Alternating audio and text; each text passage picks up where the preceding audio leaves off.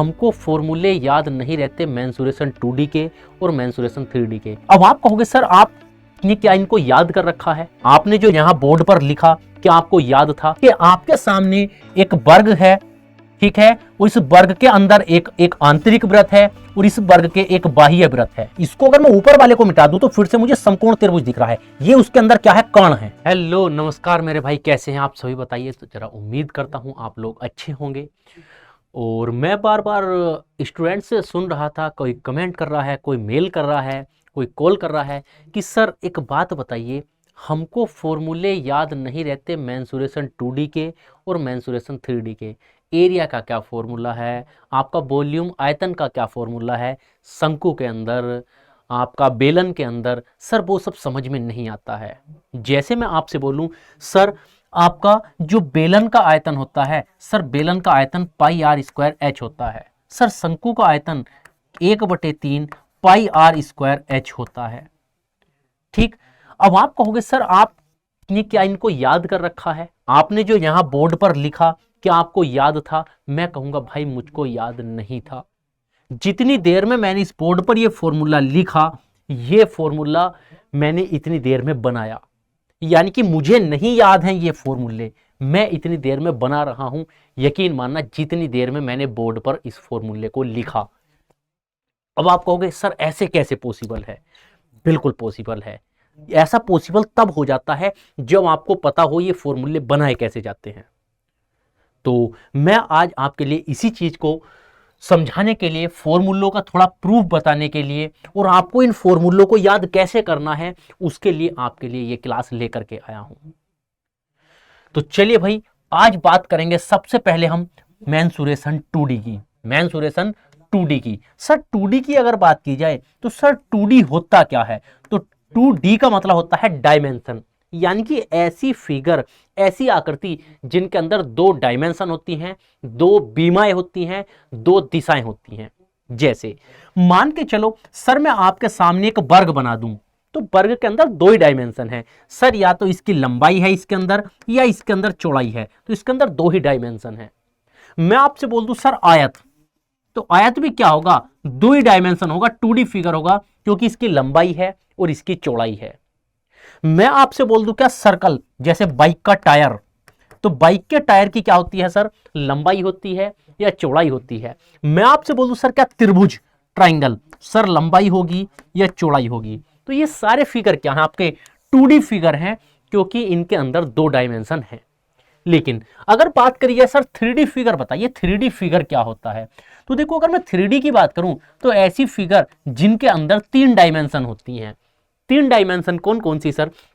जैसे मैं आपके सामने बना दूं एक क्यूब, एक घन बना दूं, तो सर इस घन की अगर मैं बात करूं तो इस घन के अंदर मुझे क्या क्या दिख रहा है? इसके अंदर मुझे लंबाई भी दिख रही है, इस घन के अंदर मुझे चौड़ाई भी दिख रही है और इस घन के अंदर मुझे ऊंचाई भी दिख रही है। तो इसके अंदर लंबाई, चौड़ाई, ऊंचाई सब कुछ है। तो यानी कि ये क्या है आपका सर? 3D फिगर है, 3 डायमेंशन वाला फिगर है। उसी तरीके से मैं आपके सामने एक सिलेंडर बना दूं, मैं आपके सामने एक बेलन बना दूं, तो क्या हो जाएगा सर? ये आपका 3D फिगर हो जाएगा। कैसे सर? इसके अंदर लंबाई भी है, इसके अंदर चौड़ाई भी है और इसके अंदर ऊंचाई भी है। तो यहां पर 3 डायमेंशन आ रही हैं। तो उम्मीद करता हूं कि 2D क्या होता है और 3D क्या होता है ये आप समझ गए होंगे। सर क्या 1D भी कुछ होता है? तो बिल्कुल मेरे भाई 1D भी होता है। ठीक, तो 1D का मतलब क्या हो जाएगा सर? 1D का मतलब हो जाएगा जैसे एक लाइन, तो लाइन क्या हो जाएगी आपकी? 1D फिगर हो जाएगी, क्योंकि इसके अंदर एक ही डायमेंशन है। अब ये मत कहने लगना सर कि हम इसको इधर बढ़ा दिया और हमने इसको इधर बढ़ा दिया, ये तो 2 डायमेंशन हो गई, है कि नहीं? अगर ये 2 डायमेंशन हो जाएंगी तो फिर इस हिसाब से तो वर्ग की 4 डायमेंशन हो जानी चाहिए, एक इधर, एक इधर, एक ऊपर, एक नीचे, सर 4 डायमेंशन हो गई। तो ऐसा नहीं होता है। तो लाइन की क्या होती है आपकी? लाइन एक 1D फिगर होती है, यानी कि इसके अंदर सिर्फ एक ही डायमेंशन होती है। अब आप कहोगे सर इस हिसाब से तो 0 डायमेंशन भी होनी चाहिए। बिल्कुल मेरे भाई, जो आपका पॉइंट होता है, बिंदु, पॉइंट, अब पॉइंट के अंदर ना तो आपकी लंबाई होती है, ना ही आपकी चौड़ाई होती है और ना ही आपकी ऊंचाई या मोटाई होती है। तो सर जीरो बोल रहा हूं, पॉइंट। तो सर पॉइंट क्या होता है? पॉइंट आपका 0D फिगर होती है। तो आपसे उम्मीद करता हूं कि आप समझ गए होंगे कि डी का मतलब क्या है। 0D, 1D, 2D, 3D, ठीक है। तो ये सब आपके डायमेंशन के हिसाब से चलते हैं। तो सर हम सबसे पहले बात करेंगे क्या? डायमेंशन की।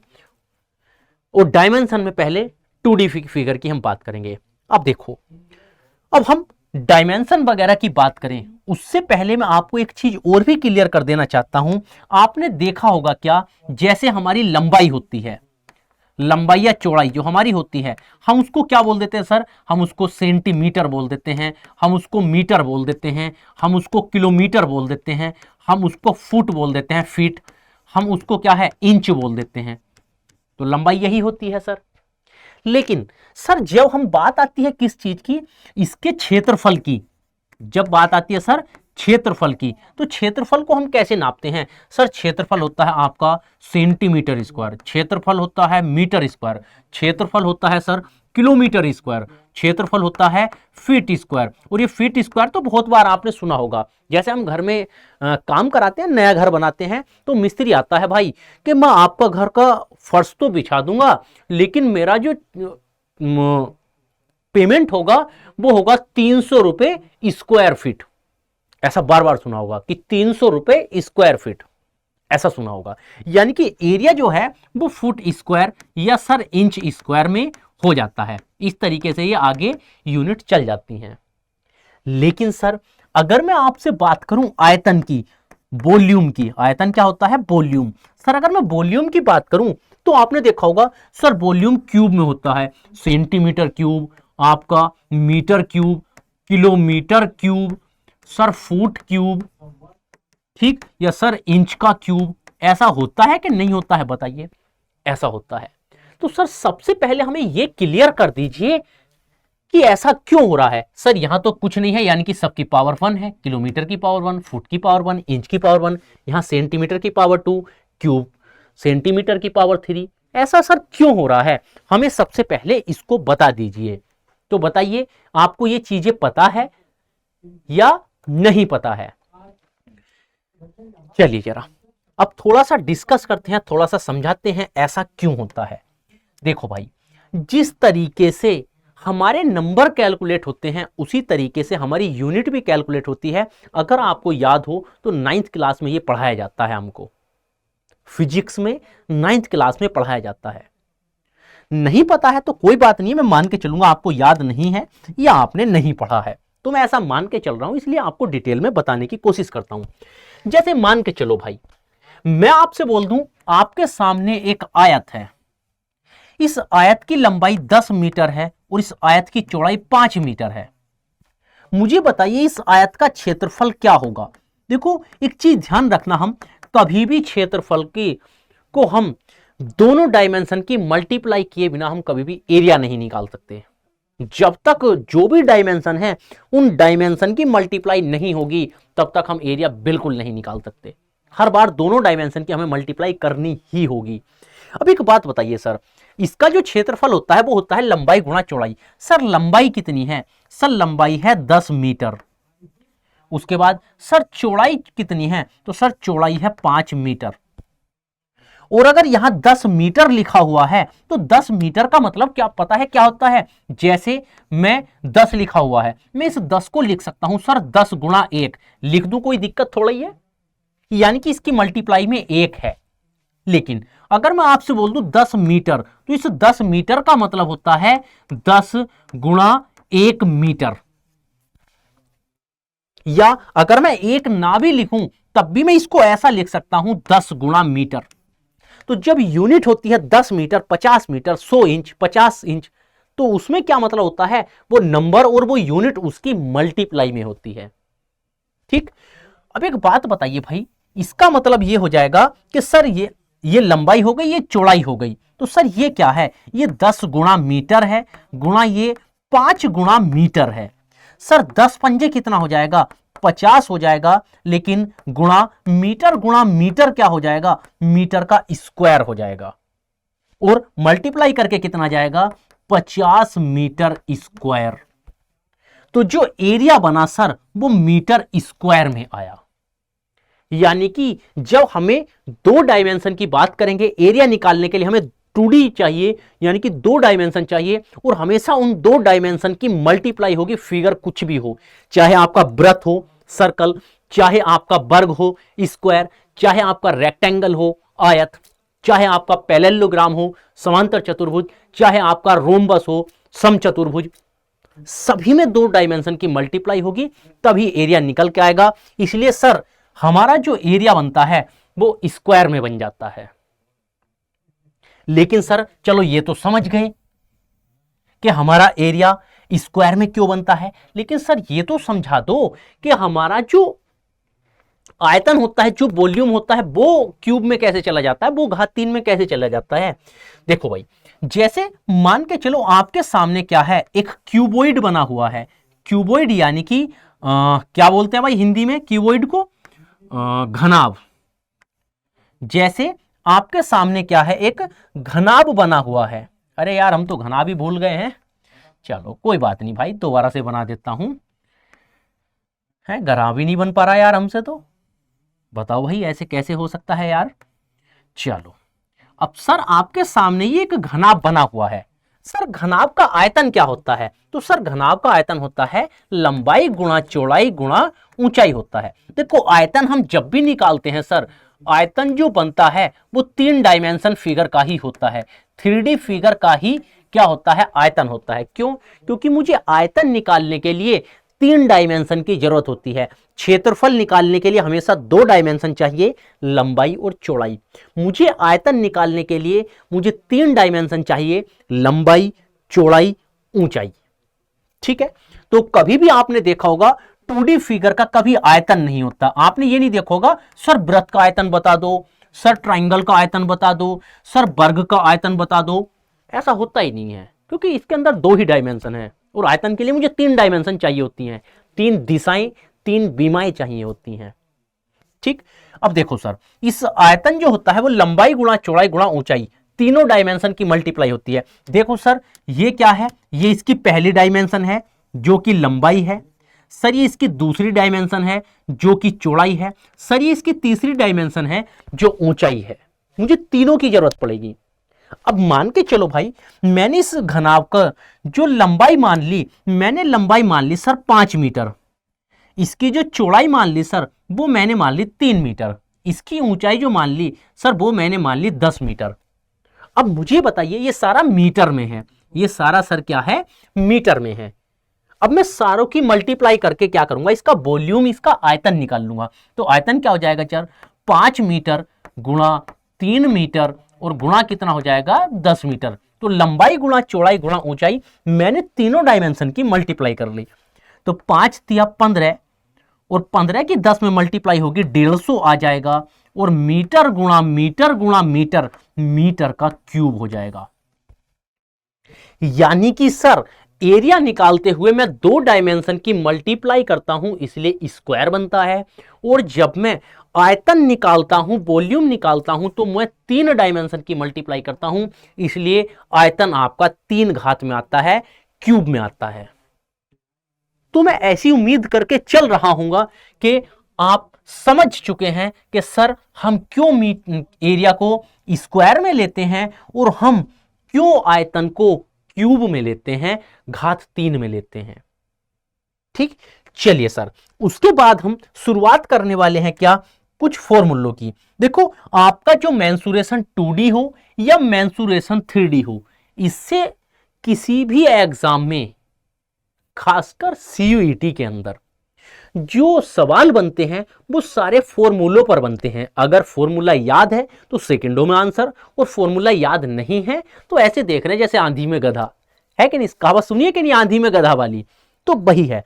तो मैं चाहता हूं कि हम इस क्लास में सारे फॉर्मूलों को डिस्कस कर लें, वो फॉर्मूले बनते कैसे हैं उनका प्रूफ कर लें, और उसके साथ साथ फॉर्मूले कैसे याद रखें ताकि हम अपनी लाइफ टाइम ना भूलें।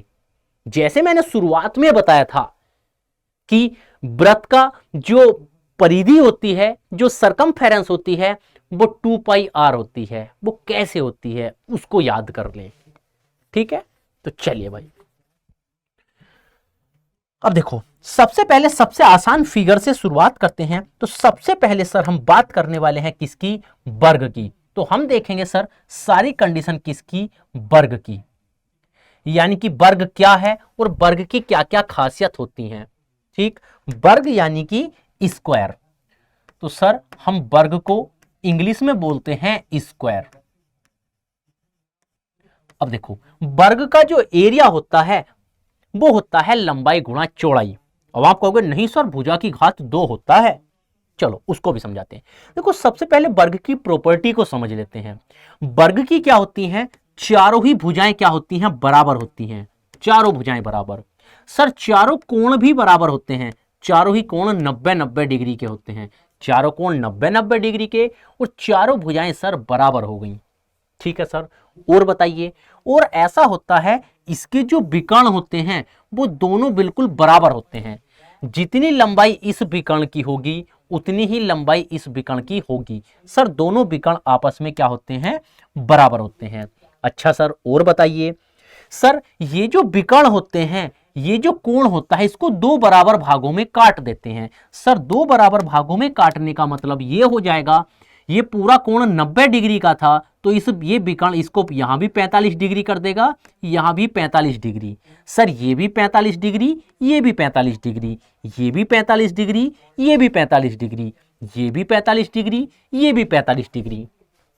उसके साथ साथ सर ये जो विकर्ण होते हैं जब ये एक दूसरे को एक पॉइंट पर काटते हैं तो ये इसका बिल्कुल सेंटर पॉइंट होता है, बिल्कुल मिड का पॉइंट हो जाता है।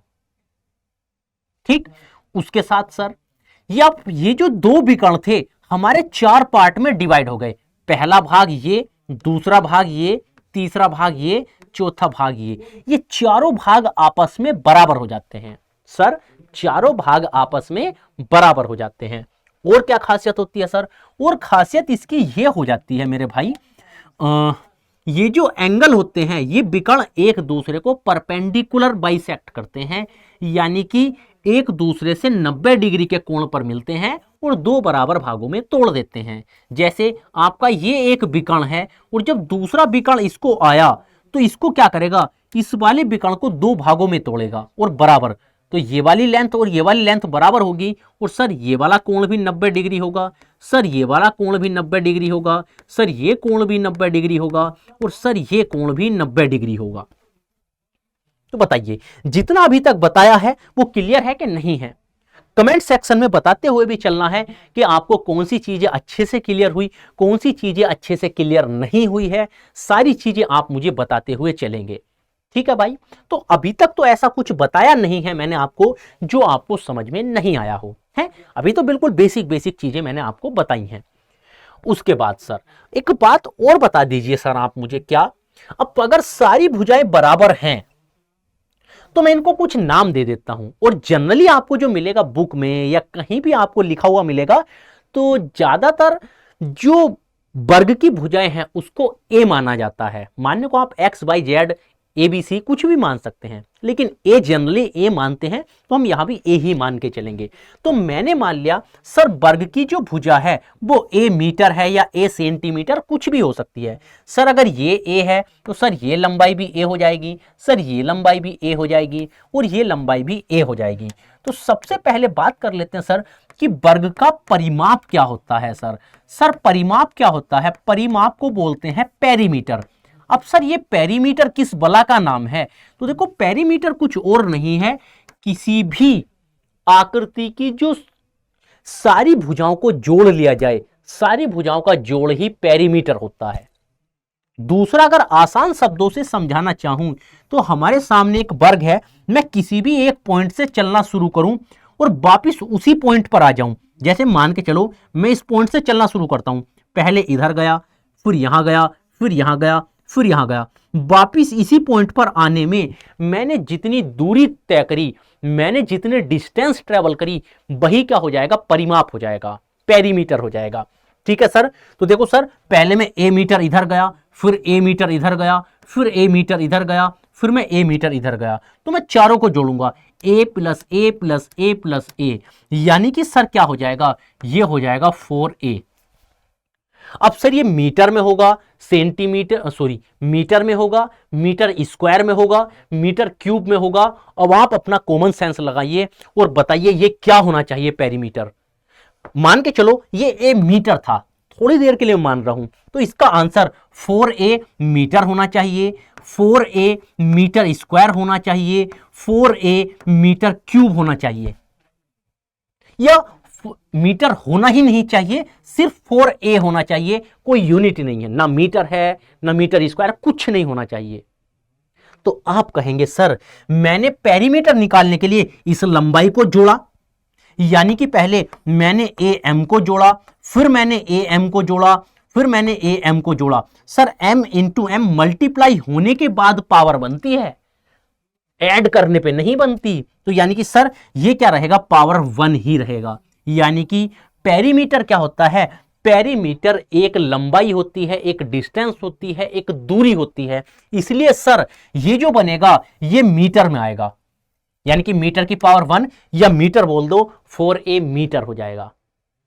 तो बात सवाल में मीटर की होगी तो ये मीटर हो जाएगा, सेंटीमीटर होगी तो सेंटीमीटर हो जाएगा, 4a सेंटीमीटर या 4a इंच या 4a सेंटीमीटर या 4a किलोमीटर, तो ये स्क्वायर या क्यूब में नहीं जाएगा। तो उम्मीद करता हूं आप समझ गए होंगे कि पेरीमीटर जो होता है आपका एक लंबाई होती है, इसलिए इसकी पावर वही रहती है, पावर 1 रहती है। ठीक, उसके बाद सर आप मुझे यह बता दीजिए कि इसका एरिया कितना बनेगा। सर आप मुझे बताइए इसका एरिया कितना बनेगा, क्षेत्रफल।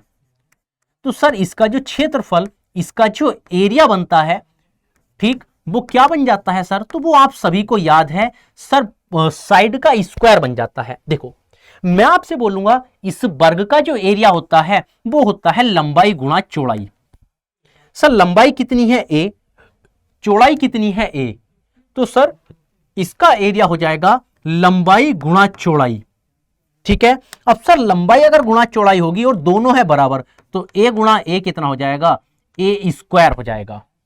सर एक यूनिट इसकी आएगी, एक यूनिट इसकी आएगी, इसलिए क्या आएगा, ये मीटर स्क्वायर या सेंटीमीटर स्क्वायर में आएगा। ठीक है, तो एक दूरी होती है, तो यहां मीटर या में स्क्वायर वगैरह नहीं होगा, यहां मीटर या सेंटीमीटर स्क्वायर हो जाएगा। ठीक है, अब मैं बार बार नहीं बताऊंगा, पेरीमीटर हमेशा एक पावर में होता है, मीटर सेंटीमीटर किलोमीटर, पेरीमीटर हमेशा हर फिगर के लिए, क्योंकि पेरीमीटर एक दूरी होती है, एक डिस्टेंस होती है, लेकिन एरिया दोनों की मल्टीप्लाई। अब आगे हर एक में यही अप्लाई होगा। ठीक है भाई, हाँ। उसके बाद सर एक बात मुझे और बता दीजिए सर, जो आपका वर्ग होता है, सर मुझे वर्ग का विकर्ण बता दीजिए, डायगोनल क्या होता है। सर वर्ग का विकर्ण या मुझे डायगोनल बता दीजिए, डायगोनल क्या बनता है सर। तो चलो भाई डायगोनल की बात कर लेते हैं। सर मुझे एक बात बता दीजिए आप, क्या आपके सामने एक वर्ग है, सर आपके सामने एक वर्ग है और मैं क्या करता हूं सर, मैं इसमें एक लाइन खींच देता हूं, ये डायगोनल है। अब देखो जो लेंथ इस वाले डायगोनल की होगी वही लेंथ इस वाले डायगोनल की होगी, दोनों की बराबर लेंथ होगी। अब अगर सर दोनों की लेंथ बराबर होगी तो आप मुझे एक बात बता दीजिए, क्या अगर मैं इस ऊपर वाले डायगोनल को क्या कर दूं सर, अगर मैं इसको मिटा दूं, अगर मैं ऊपर वाले इस ट्राइंगल को गायब कर दूं, तो सर ये ट्राइंगल गायब होने के बाद सिर्फ ये रह जाएगा आपका समकोण त्रिभुज। यानी कि आपका जो वर्ग होता है वो दो बराबर समकोण त्रिभुज को मिलाने के बाद बनता है, दो बराबर समकोण त्रिभुज।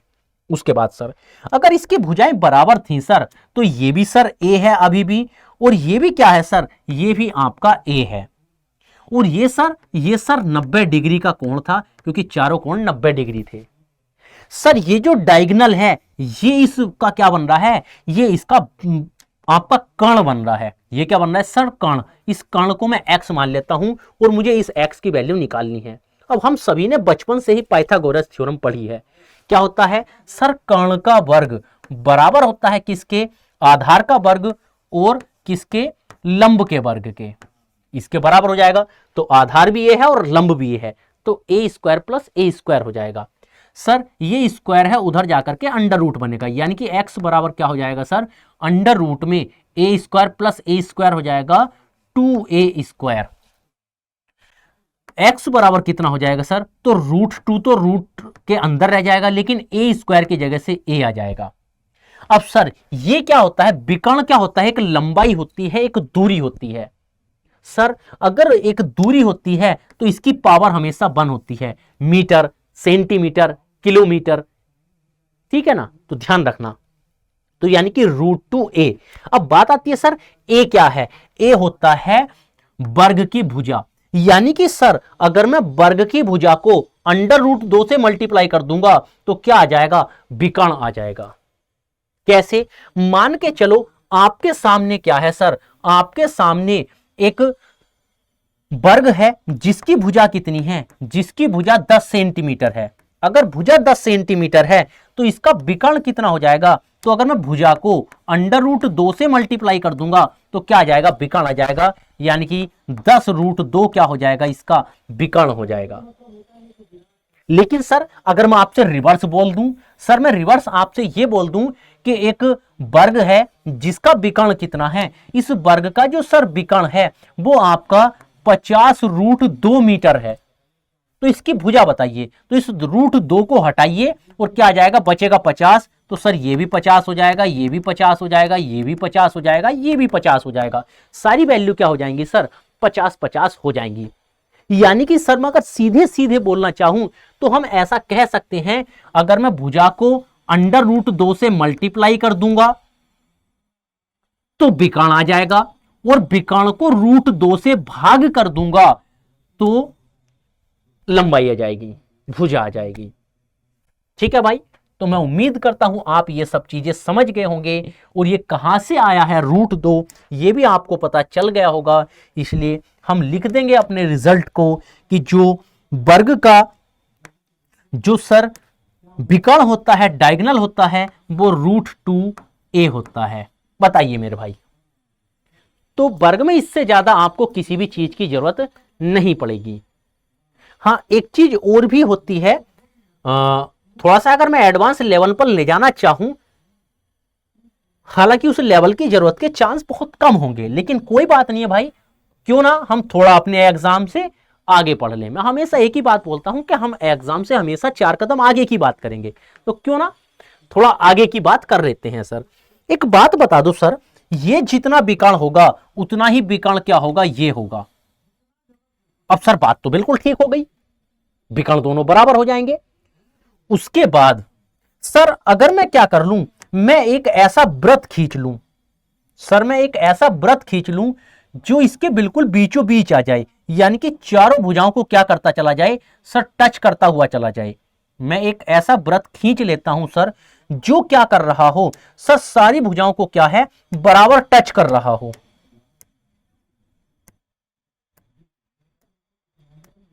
बस भाई तुम तो यार बोर्ड भी पता नहीं हमारा कैसा करा देते हो यार, हैं बोर्ड भी पता नहीं हैक करा दिया तुमने। चलो दोबारा से कोशिश करते हैं यार। बन जा भाई फिगर, है फिट बननी चाहिए यार, फिगर उल्टी सीधी नहीं होनी चाहिए। लो भाई हो गया फिट। देखो अब मैंने क्या करा सर, मैंने इस वर्ग के अंदर बड़े से बड़ा वृत्त खींच दिया। सर बड़े से बड़ा अगर वृत्त खींच दिया, अगर ये यहां पर वृत्त ना हो, अगर सर इसके अंदर वृत्त ना हो तो ये क्या होगा, ये इसका बिल्कुल केंद्र बिंदु हो जाएगा। यानी कि इस वर्ग का जो सेंटर होगा, जो केंद्र बिंदु होगा, वो वही होगा जहां विकर्ण एक दूसरे को काट रहे हैं, यही केंद्र बिंदु होगा। लेकिन मैं मान के चल रहा हूं कि इसका जो वृत्त है, वृत्त का केंद्र बिंदु बिल्कुल ये है, सेंटर पॉइंट ये है। लेकिन जब इस बड़े से बड़े सर्कल को मैं इसके अंदर खींचूंगा तो ये एक ही पॉइंट होगा, यानी कि ये केंद्र, इस वर्ग का केंद्र भी यही होगा और इस वृत्त का केंद्र भी यही होगा, दोनों का केंद्र एक ही बनेगा। वृत्त का केंद्र, वर्ग का केंद्र दोनों एक ही जगह होंगे। ठीक, उसके बाद सर अगर मैं आपसे बोल दूं, क्या बोल दूं, जरा बता दो सर। मैं आपसे बोल दूं मुझे इस व्रत की त्रिज्या बता दो सर, मुझे इस व्रत की त्रिज्या क्या होगी। ठीक है, तो त्रिज्या क्या होती है सर? त्रिज्या होती है व्रत के केंद्र से उसकी परिधि तक की दूरी, ये सारी ही क्या होती है? त्रिज्या होती है। त्रिज्या को हम इंग्लिश में बोलते हैं रेडियस, इसलिए हम रेडियस को आर से डिनोट करते हैं। तो सर त्रिज्या को हम आर से डिनोट करेंगे। सर मुझे इसकी त्रिज्या बता दीजिए। एक बात बताओ भाई, अगर मैं इसको यहां से यहां तक मिला दूं तो सर ये क्या बन जाएगा? ये व्रत का व्यास बन जाएगा। व्यास क्या होता है? डायामीटर। सर व्यास क्या होता है? व्यास होता है डायामीटर। इसको इंग्लिश में डायामीटर बोलते हैं, इसलिए इसको डी से डिनोट कर देते हैं। और ये त्रिज्या का क्या होता है सर? 2 गुना होता है। ये आपके सामने व्रत है, केंद्र से जाने वाली जो रेखा होती है वो हमेशा क्या होती है? व्यास होती है। अब अगर सर ये क्या होगा? ये आर सेंटीमीटर होगा, तो ये भी आर होगा, और ये पूरा क्या हो जाएगा सर? ये पूरा हो जाएगा डी। तो 2r बराबर डी होता है, यानी कि व्यास क्या होता है सर? व्यास होता है त्रिज्या का 2 गुना। मान के चलो अगर ये क्या है सर आपका? अगर ये भुजा क्या है? अगर वर्ग की भुजा a सेंटीमीटर है तो सर ये वाली डिस्टेंस भी कितनी हो जाएगी? सर ये डिस्टेंस भी पूरी a हो जाएगी। तो सर यहां ये केंद्र है व्रत का, तो ये कितनी हो जाएगी सर? ये हो जाएगी a/2। यानी कि अगर क्या होगा सर? अगर वर्ग की भुजा a है सर, अगर वर्ग की भुजा कितनी है? वर्ग की साइड कितनी है? a यूनिट होगी। तो व्रत की जो त्रिज्या होगी, व्रत की जो रेडियस होगी, व्रत की जो त्रिज्या होगी सर, व्रत की त्रिज्या आपकी बन जाएगी सर क्या? a/2। बता दो मेरे भाई शेरो, समझे कि नहीं समझे? तो उम्मीद करता हूं आप समझ गए होंगे। लेकिन सर अगर मैं इस चीज को थोड़ा सा और चेंज कर लूं सर, थोड़ा सा और चेंज करने के बाद एक तो क्या है? व्रत बनाया जा सकता है सर क्या? वर्ग के अंदर। सर दूसरा व्रत बनाया जा सकता है वर्ग के बाहर।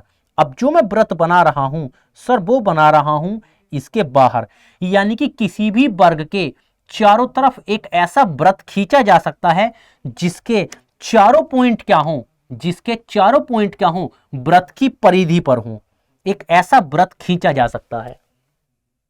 ठीक, अब अगर मैं आपसे कहने लगूं मेरे भाई, मुझे क्या बता दीजिए आप, मुझे अब ये जो बाहर सर्कल बना हुआ है, इस बाहर वाले सर्कल की त्रिज्या बता दीजिए। तो सर मैं इसको, ये व्रत अंदर बना हुआ है तो मैं इसको अंत्य व्रत कह सकता हूं, आंतरिक व्रत या अंत्य व्रत कह सकता हूं। तो ये अंदर व्रत है, इसलिए इसको आंतरिक व्रत, अंदर वाला व्रत या अंत्य व्रत कह सकता हूं। सर ये व्रत बाहर की तरफ बना हुआ है तो मैं इसको बाहरी व्रत या बाह्य व्रत कह सकता हूं।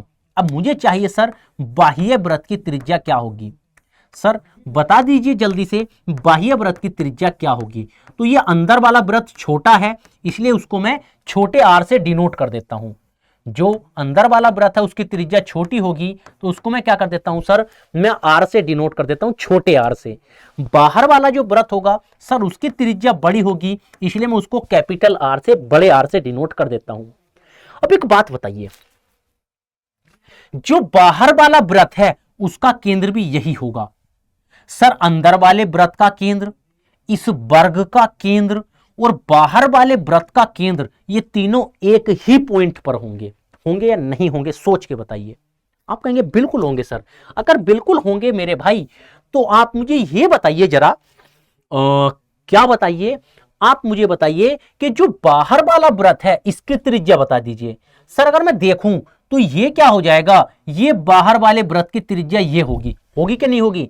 भैया बाहर वाले का केंद्र यही है और ये क्या है? बाहर वाले व्रत की क्या है? त्रिज्या है। सर ये भी क्या होगी? ये बराबर होंगी। सर ये जो दूरी होंगी ये सारी बराबर होंगी।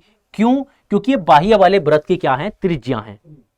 यानी कि सर अगर मुझे क्या मिल जाए? अगर मुझे ये दूरी मिल जाए, ये वाली दूरी, तो ये दूरी क्या हो जाएगी? बाहर वाले व्रत की त्रिज्या हो जाएगी। और मैंने अभी आपको बताया है क्या सर, ये जो पूरी दूरी होगी ये वर्ग का क्या होगा? विकर्ण होगा। और वर्ग का विकर्ण क्या होता है, इसको अगर मैं 2 से √2 से मल्टीप्लाई कर दूंगा तो पूरे की लंबाई आ जाएगी √2a हो जाएगी, पूरे विकर्ण की लंबाई। लेकिन मुझे क्या चाहिए, मुझे इस विकर्ण की लंबाई का आधा चाहिए। सर पूरी लंबाई तो हो जाएगी √2a, लेकिन मुझे इस √2a का आधा चाहिए। तो मैं क्या करूंगा सर, इस √2a को, ये हो जाएगा पूरा विकर्ण, यानी कि व्यास है, ये डायामीटर है किसका, बाहर वाले वृत्त का। अब अगर ये बाहर वाले वृत्त का डायामीटर है तो मुझे इसका आधा चाहिए। आधा करने के लिए मैं 2 से भाग कर दूंगा। अब एक बात बताइए सर, मैं 2 को क्या लिख सकता हूं, √2 गुणा √2 बराबर 2 होता है कि नहीं होता है, बिल्कुल सर 2 होता है। तो मैं क्या लिख सकता हूं सर, इसको मैं √2a अपॉन √2 इंटू √2 लिख सकता हूं।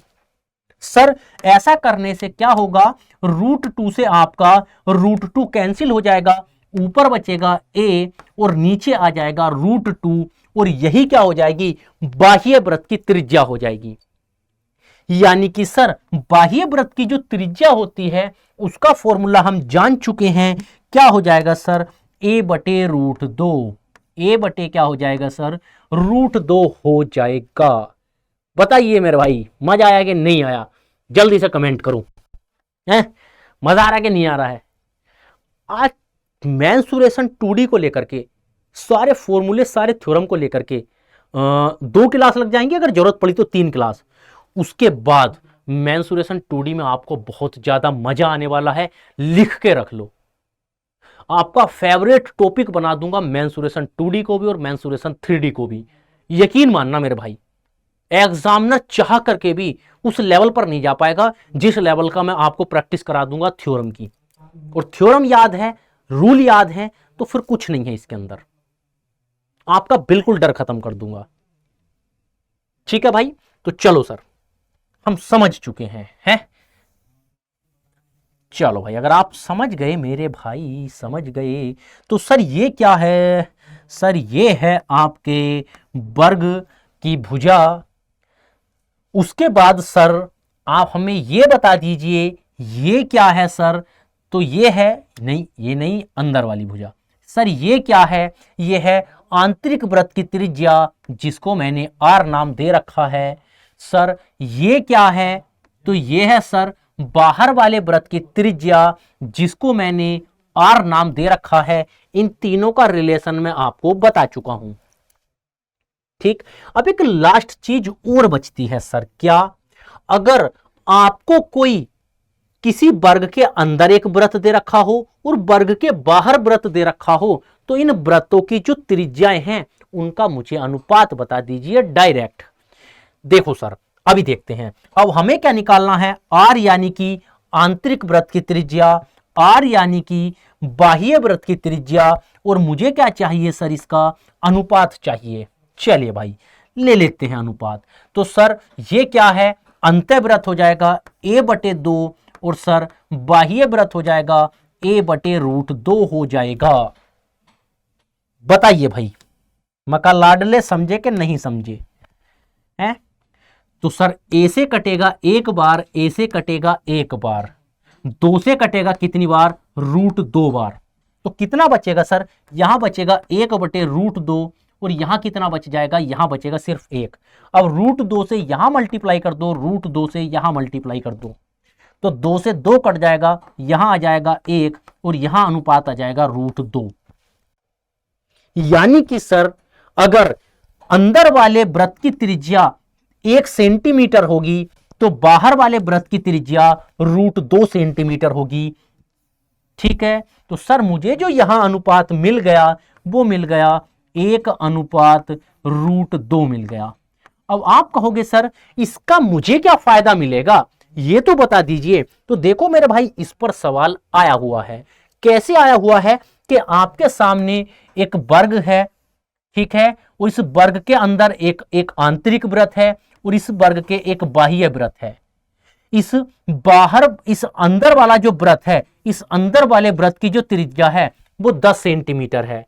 तो आप मुझे बताइए बाहर वाले वृत्त की त्रिज्या कितनी होगी। यानी कि आपको छोटे r की वैल्यू दे रखी है 10 सेंटीमीटर, और आपसे पूछ रहा है सवाल में बाहर वाले वृत्त की त्रिज्या बताइए कितनी होगी। तो आप अगर बेसिक पर जाएंगे तो पहले अंदर वाली त्रिज्या से पहले वर्ग की भुजा निकाल लेंगे, फिर वर्ग की भुजा से आप बाहर वाले वृत्त की त्रिज्या निकाल लेंगे। आपको 3-3 स्टेप पर जाना पड़ेगा, लेकिन मैं कह रहा हूं भाई जिंदा है, सीधे आपको आंसर तक लेकर के जाएगा। है तो वो सुना है कि नहीं, वेलकम मूवी में, अभी हम जिंदा है? तो देखो भाई, अगर बाहर इनमें जो अनुपात होता है सर वो 1:√2 का अनुपात होता है। अगर 1 का मतलब 10 है तो √2 का मतलब कितना हो जाएगा, 10√2 हो जाएगा। हो जाएगा कि नहीं हो जाएगा? तो आप इसको ऐसे भी समझ सकते हैं क्या सर कि इनका जो अनुपात होता है, इनका जो अनुपात बनता है R और R का हमें सर डायरेक्ट अनुपात है 1:√2 होता है। सर हमारे हिसाब से आंतरिक वृत्त की त्रिज्या है 1 और सवाल के हिसाब से है 10 सेंटीमीटर, 10 गुना हो रहा है, तो यहां भी सर 10 गुना कर देंगे, 10√2 क्या हो जाएगा, सही आंसर बन जाएगा। ठीक है मेरे भाई, तो बताइए जल्दी। तो इससे ज्यादा आपको और डिटेल में जाने की बिल्कुल भी जरूरत नहीं पड़ेगी। तो आपका वर्ग में ऐसा कुछ भी नहीं है जो मैंने आपको नहीं बताया हो। ठीक है, अब एक छोटी सी चीज और बच जाती है, उसकी बात कर लेते हैं। देखो, आपको अगर क्षेत्रफल निकालना है, भुजा दे रखी हो, अगर भुजा दे रखी हो तब वर्ग का क्षेत्रफल निकालना हो तो उसका स्क्वायर करो भुजा का, डायरेक्ट आंसर आ जाएगा। लेकिन कभी कभी सवाल में ऐसा भी कर देता है सर क्या कि वो आपको भुजा ना दे करके उसका विकर्ण दे देगा। जैसे सर मैं आपसे बोल दूं किसी वर्ग का जो विकर्ण है, किसी वर्ग का जो सर विकर्ण है वो कितना है, 10 सेंटीमीटर है। आप मुझे क्या बताइए, आप मुझे उसका क्षेत्रफल बताइए, आप मुझे उस वर्ग का क्षेत्रफल बताइए कितना होगा। तो जब ऐसी कंडीशन आती है तो स्टूडेंट पहले क्या करते हैं, पहले यहां से वर्ग की भुजा निकाल लेंगे और उस वर्ग की भुजा करके फिर क्षेत्रफल निकाल लेंगे। लेकिन वैसा करने की जरूरत नहीं है। क्यों नहीं है सर, अभी बताते हैं। अगर आप क्या करें, अगर आप विकर्ण का वर्ग कर दें, अगर आप क्या कर दें सर, विकर्ण का कर दें वर्ग और 2 से कर दें भाग, तो आपको डायरेक्ट क्षेत्रफल निकल जाता है। यानी कि 10 का वर्ग हो जाएगा 100 और 100 को 2 से भाग कर दूंगा तो 50 सेंटीमीटर स्क्वायर, डायरेक्ट क्या आ जाएगा, आंसर आ जाएगा, वर्ग का क्षेत्रफल आ जाएगा। कैसे हो जाएगा सर, उसको बता दीजिए। तो देखो, तो जो क्षेत्रफल का दूसरा फॉर्मूला मैं आपको बता रहा हूं, क्षेत्रफल का फॉर्मूला होता है सर क्या, विकर्ण का स्क्वायर, डी क्या होता है, डायगोनल, विकर्ण का वर्ग करो और 2 से भाग कर दो, डायरेक्ट क्षेत्रफल आ जाता है। सर ऐसा कैसे है, बता तो दो एक बार डिटेल में, रटवा क्यों रहे हो। चलो देखो, हमें पता है जो विकर्ण होता है वो विकर्ण क्या होता है सर, वर्ग का विकर्ण होता है √2a। ये तो मैं बता चुका हूं कि विकर्ण बराबर क्या होता है, √2a। अब मैं d की जगह √2a रख सकता हूं कि नहीं, आप कहोगे बिल्कुल रख सकता हूं। यानी कि √2 और a रखूंगा तो ये हो जाएगा विकर्ण। अब मैं इस विकर्ण का वर्ग करूंगा और 2 से भाग कर दूंगा। सर विकर्ण 2 का वर्ग होगा तो क्या जाएगा, √2 का वर्ग 2 हो जाएगा और a का वर्ग होगा a स्क्वायर और बटे आ जाएगा 2, 2 से 2 कट गया, बचा क्या, a स्क्वायर, और a स्क्वायर ही तो वर्ग का क्षेत्रफल होता है। तो यानी कि जब मैं विकर्ण की घात 2 करके उसको 2 से भाग करता हूं तो बचता है सिर्फ a स्क्वायर, और a स्क्वायर ही वर्ग का क्या होता है, क्षेत्रफल होता है। तो हम क्या कर सकते हैं सर, हम डायरेक्ट आंसर निकाल सकते हैं क्या, अगर किसी वर्ग का विकर्ण 20 सेंटीमीटर है, अगर किसी वर्ग का विकर्ण 20 सेंटीमीटर है तो बताइए उस वर्ग का क्षेत्रफल कितना होगा। तो सर मैं डायरेक्ट कर सकता हूं, इस 20 का वर्ग करूंगा और 2 से भाग कर दूंगा। 20 का वर्ग होता है 400 और 400 को मैं 2 से भाग करूंगा तो कितना आ जाएगा सर, 200 आ जाएगा सेकंडों में। तो यहां हमें वर्ग की भुजा निकालने की जरूरत नहीं पड़ती है। बता दो मेरे भाई, क्या समझे? आपने कितना सीखा, जल्दी से कमेंट करिए और बताइए मेरे भाई आपने कितना सीखा है। तो बस भाई हम पूरा डीपली पढ़ चुके हैं वर्ग को। ठीक है, जितनी डिटेल मैंने आपको बताई है, मैं हमेशा बोलता हूं हम अपने एग्जाम से 4 कदम आगे रहेंगे। हम अपने एग्जाम से 4 कदम आगे की बात कर चुके हैं। इतना करने के बाद कोई भी सिंगल सवाल ऐसा नहीं होगा वर्ग के अंदर जो आप 2D या 3D के अंदर ना कर पाए। तो वर्ग हमारा कंप्लीट हो चुका है, जितने भी फॉर्मूले थे। ठीक, चलिए भाई अब अपना थोड़ा लेवल को आगे बढ़ाते हैं और वर्ग के बाद हम चलेंगे सर आयत पर। इसकी बात करने वाले हैं सर, अब हम बात करने हैं वाले हैं आयत या रेक्टेंगल की। तो चलो भाई एक रेक्टेंगल एक आयत बना देता हूं। तो ये आपके सामने एक आयत है, ठीक है, आयत, ए आपा का डंडा आयत, आयत यानी कि इसको बोलते हैं रेक्टेंगल। ले भैया ओम फो रेक्टेंगल। तो सर रेक्टेंगल क्या होता है, ये किस बला का नाम है? तो सर ये उस बला का नाम है जिसको ज्यादातर स्टूडेंट जानते हैं। तो देखो सर,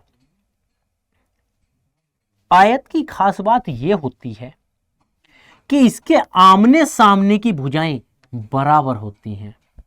ये भुजा उसके बराबर और ये वाली भुजा इसके बराबर होती है, पहला रूल। सर दूसरा रूल मेरे भाई ये हो जाता है इसके अंदर, इसके जो चारों कोण होते हैं ये भी सर चारों कोण 90 डिग्री के होते हैं। चलो साहब ठीक है। तीसरा रूल, तो तीसरा रूल मेरे भाई इसका ये होता है, तीसरा रूल कि इसके जो विकर्ण होते हैं वो दोनों बराबर होते हैं। अगला रूल सर, ये जो विकर्ण होते हैं ये आपस में क्या हो जाते हैं, बराबर हो जाते हैं। जिसकी लंबाई ये होगी उतनी ये हो जाएगी, उतनी लंबाई ये होगी उतनी ही लंबाई ये हो जाएगी। ठीक है सर। हाँ, उसके बाद ये चारों कोण क्या होते हैं सर, ये चारों कोण 90 डिग्री पर मिले ऐसा जरूरी नहीं होता है। ये चारों कोण 90 डिग्री के हों, विकर्ण एक दूसरे को 90 डिग्री पर काटते हों, ऐसा नहीं होता है मेरे भाई। ऐसा सिर्फ वर्ग के अंदर होता है। ठीक, तो चलिए सर इसकी थ्योरम बतानी शुरू करिए। देखो अब मैं इसकी लंबाई अलग होती है तो मैं इसको L मान लेता हूं लेंथ, इसकी चौड़ाई अलग होती है ब्रेथ, इसको मैं B मान लेता हूं। अब मुझे बताइए क्या सर इसका परिमाप बताइए, पेरीमीटर बताइए। तो मैंने आपको अभी बताया है पेरीमीटर का मतलब होता है, परिमाप का मतलब होता है सभी भुजाओं का योग, परिमाप या पेरीमीटर। तो क्या हो जाएगा भाई, तो आप बोलेंगे सर सारी भुजाओं का योग। तो सर अगर ये L है तो ये भी L होगा, ये B है तो इसके सामने ये भी B होगा। अब मैं सारी भुजाओं को जोड़ूंगा तो L, ये L प्लस क्या हो जाएगा B प्लस क्या हो जाएगा L और प्लस क्या हो जाएगा B। अब मैं सारों को जोड़ूंगा, L और L 2L हो जाएगा, प्लस B और B 2B हो जाएगा। अब कितना हो गया, 2L प्लस 2B हो गया। अब सर दोनों से 2 कॉमन आ जाएगा, जब मैं दोनों से 2 कॉमन ले लूंगा तो क्या हो जाएगा 2 इंटू L प्लस B। बता दो भाई कौन सा रॉकेट लॉन्च करा हमने, बता दो। अभी है कोई रॉकेट साइंस? नहीं है सर। अब पेरीमीटर कभी भी पावर 2 या पावर 3 वगैरह में नहीं होता है, ये मीटर सेंटीमीटर में ही होता है। ठीक, उसके बाद सर अब आप एक विकर्ण बताइए मुझे, विकर्ण क्या बनेगा सर? चलो विकर्ण बाद में, पहले क्षेत्रफल देख लेते हैं। तो वर्ग का क्षेत्रफल भी लंबाई गुणा चौड़ाई होता है, ठीक है, और आयत रेक्टेंगल का भी क्या होता है, एरिया, वही होता है लंबाई गुणा चौड़ाई। बस वहां लंबाई चौड़ाई बराबर होती थी इसलिए मल्टीप्लाई होकर के स्क्वायर बन जाता था, लेकिन यहां पर अलग अलग हैं। तो क्या हो जाएगा सर, लंबाई गुणा चौड़ाई यानी कि L into B, metre square centimetre square जो भी होगी यूनिट वही आंसर हो जाएगा। ठीक, उसके बाद सर मुझे आप इसका विकर्ण और बता दीजिए, विकर्ण कितना बनेगा सर? चलो भाई विकर्ण देख लेते हैं। ठीक, विकर्ण हो जाएगा डायगोनल। ठीक, अब देखो सर डायगोनल, सर जितनी लंबाई इस डायगोनल की होगी उतनी ही लंबाई इस डायगोनल की होगी, दोनों डायगोनल बराबर होंगे। उसके बाद सर ये जो हो गए ये चारों कोण 90 डिग्री के होते हैं। सर चारों कोण क्या होते हैं आपका, 90 डिग्री के होते हैं। ठीक, अब अगर सर चारों कोण 90 डिग्री के होते हैं तो आप मुझे एक बात बता दो यार, क्या बताओगे मुझको तुम? बात बता दूं आपसे, अब मुझे इस लंबाई चाहिए। अब सर इसको अगर मैं ऊपर वाले को मिटा दूं तो फिर से मुझे समकोण त्रिभुज दिख रहा है, ये उसके अंदर क्या है, कर्ण है। अब इस कर्ण को मैं x मान लेता हूं। अब अगर सर मैं इस कर्ण को x मान लेता हूं तो मैं पाइथागोरस थ्योरम लगाऊंगा। तो x का वर्ग बराबर क्या हो जाएगा, l का वर्ग और प्लस क्या हो जाएगा, b का वर्ग। ये स्क्वायर है, उधर जाकर के अंडर रूट बनेगा। x बराबर क्या हो जाएगा, l square plus b square का अंडर रूट। इससे आगे हम इसको सोल्व कर नहीं सकते। यानी कि सर जो आपका वर्ग का विकर्ण होता है वो होता है क्या, बे कहां भाग रहा है, वर्ग का विकर्ण होता है sir L square plus B square का अंडर रूट। बता दो भाई, यानी कि सर डायगोनल क्या होगा, विकर्ण क्या होगा, तो विकर्ण हो जाएगा sir L square plus B square का अंडर रूट। सीधे सीधे पाइथागोरस थ्योरम है। ठीक,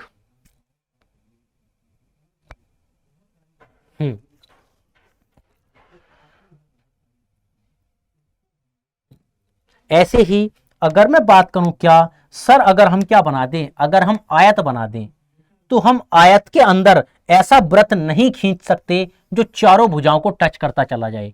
ऐसा कभी नहीं बना सकते। हाँ ऐसा बना सकते हैं जो सिर्फ मैक्स टू मैक्स 3 भुजाओं को टच करके निकल सकता है, लेकिन हम ऐसा कभी नहीं बना सकते जो चारों भुजाओं को टच करता हुआ वृत्त बने। ठीक है सर। अच्छा, क्या ऐसा व्रत बनाया जा सकता है जो बाहर वाली भुजाओं को टच करता हुआ जाए? तो बिल्कुल बनाया जा सकता है सर। तो चाहे वर्ग हो चाहे आयत हो, हम एक ऐसा व्रत हमेशा बना सकते हैं, व्रत वर्ग के भी और आयत के भी, जो उसकी चारों भुजाओं को टच करता हुआ जाए। देखो भाई, आ गया कि नहीं आ गया, बताओ?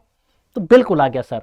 अब आप कहोगे सर ऐसे कैसे पता चलेगा कि कोई भी वर्ग है, उसके वर्ग है या आयत है, कोई भी चतुर्भुज है, उस चतुर्भुज के चारों ओर वृत्त खींचा जा सकता है या नहीं खींचा जा सकता?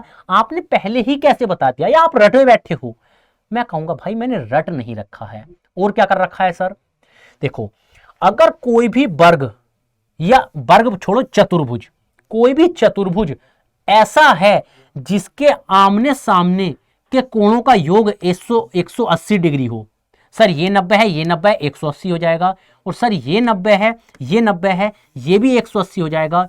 अगर किसी भी चतुर्भुज के अंदर आमने सामने के कोणों का योग 180 डिग्री बनता है तो हम उसको चक्रीय चतुर्भुज, साइक्लिक क्वाड्रिलेटरल बोल देते हैं। और जो भी साइक्लिक क्वाड्रिलेटरल होते हैं उनके चारों जो वर्टेक्स होते हैं, जो चारों शीर्ष होते हैं, वो एक वर्ग की परिधि पर होते हैं। अभी ये समझ गए तो ठीक है, वरना इसको आगे चल करके हम बात करने वाले हैं ज्योमेट्री के अंदर, तो लोड नहीं लेना है। ठीक, तो मुझे पता था क्या कि सर जो हमारा आयत होता है, ये 90 ये 90, इन दोनों का जोड़ 180 बनेगा। सर ये 90 ये 90, इन दोनों का जोड़ 180 बनेगा। तो आमने सामने के कोणों का योग 180 बन रहा था, इसलिए मुझे पता चल गया कि हम इसके चारों तरफ एक वृत्त खींच सकते हैं। तो ये रटा हुआ नहीं था। बताइए भाई, बता दो, क्या समझे? ऐसा तो नहीं लग रहा सर बहुत टाइम ले रहे हैं? नहीं, ऐसा मत सोचना, निगेटिव मत सोचना, क्योंकि मास्टर बना के जाऊंगा आज मैं आपको। जितना पढ़ाऊंगा उसमें जरूर मास्टर हो जाओगे आप। ठीक है भाई, इससे ज्यादा इसके अंदर और आपको अभी जानने के लिए जरूरत नहीं है।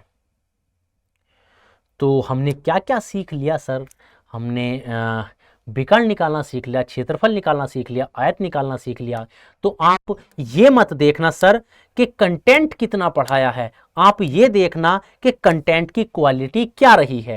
ठीक है, हाँ। तो चलिए भाई, अब मिलेंगे आपसे नेक्स्ट क्लास में, तब तक के लिए सभी का धन्यवाद।